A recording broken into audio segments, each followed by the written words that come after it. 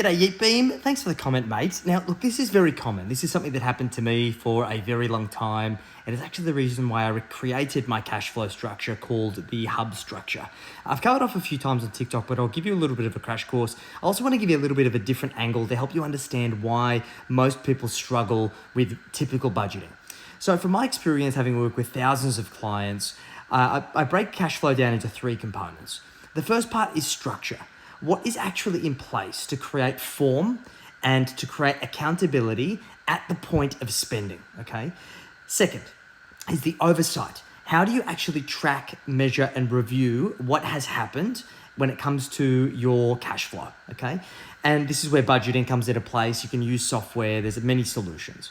And then the third component is your behavior. We've got to realize that each of us has a certain intrinsic way that we do things, right? We have strengths, we have weaknesses.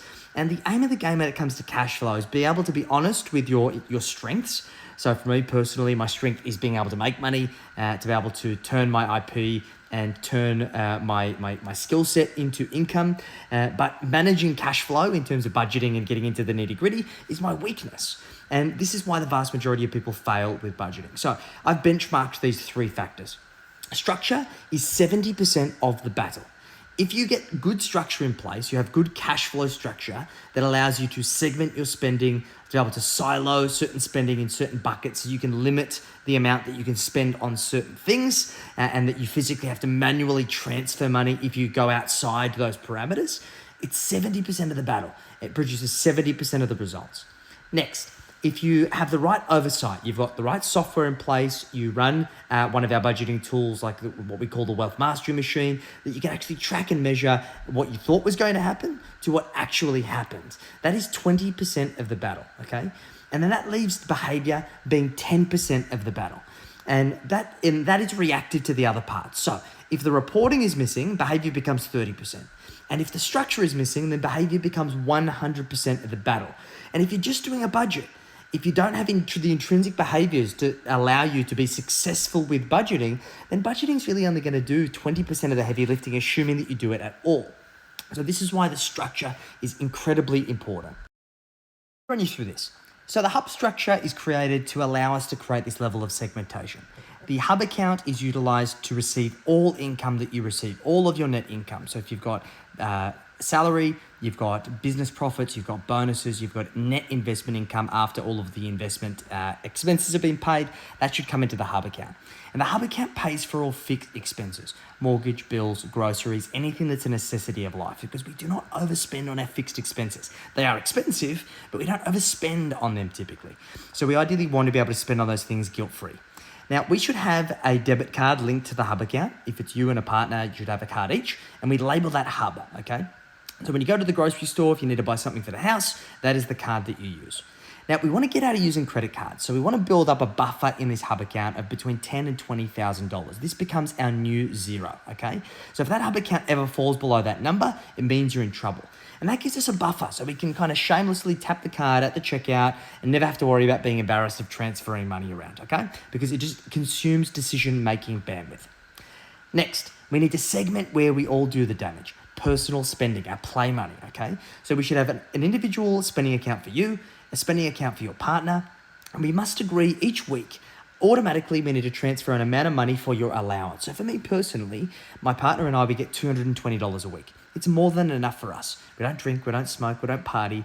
Most of our money is spent on food and kind of our animals. So that works out really well for us. You just need to pick a number that works for you, okay? And what will happen is when you set that up ideally on a Friday, automatically from the hub account, is that each week you'll have one of three outcomes. Outcome number one, it's enough, or potentially it accumulates. And you can use it to save up to buy something big. Beautiful. Two, it's not enough. Let's say by Wednesday the next week you've ran out of money. So then you need to basically defer your decision-making or discretionary spending. I can't afford to buy it this week, I'll buy it next week. Outcome number three, you don't have enough. You really want to buy something, and you make a decision that you're going to do a one-off transfer from the hub account to top yourself up, and you're going to buy it anyway. And ideally try and play catch up later. If you're doing this with your partner, we usually send a text and it's like, hey babe, I want to buy this thing. I don't have enough in my spend. I'm going to borrow it and I'll pay it back over the next couple of weeks.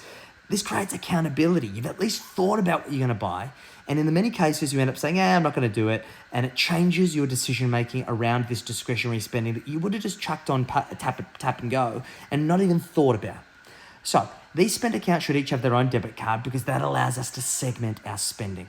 This curbs decision making in the amount that you end up spending, typically on average by about 20 to 25% across our client base. Next, we need to make sure we save for the things that sneak up on us. So we need a bills account to pay for the lumpy bills, things that come quarterly, half yearly, and yearly. Because these things sneak up on us 30 days out and we go, shit, I forgot about that. You chuck it on the credit card or you dip into savings and then you feel guilty, right? But you should have just put money aside every month for that thing in advance, right? So then when the bill falls due, you got the money ready to go. Same thing for holidays. Separate holidays account, work out your annual holiday budget, put money aside every single month automatically so that money's set aside. So when your trip rolls around, you're ready to book it. And then thirdly, we need a war chest. This is for what we call unallocated surplus. Money that we haven't committed towards investments already or paying down debt, okay? Because what I've found is across our client base, there is a subconscious threshold that if most of us get over a certain amount in savings, our spending behavior changes. So for me personally, if I see more than 10 grand in my hub account, my spending behavior changes and I end up spending more money. So the idea is to move it out of sight, out of mind. Use it to save for a deposit on a property. Use it to save up to then put into the share market if you don't have an automatic share market savings strategy in place. This just changes the way that you look at your cash flow. We want to have that happy medium between being kind of like super stressed about money, but also being overconfident. This is ultimately what we're aiming for.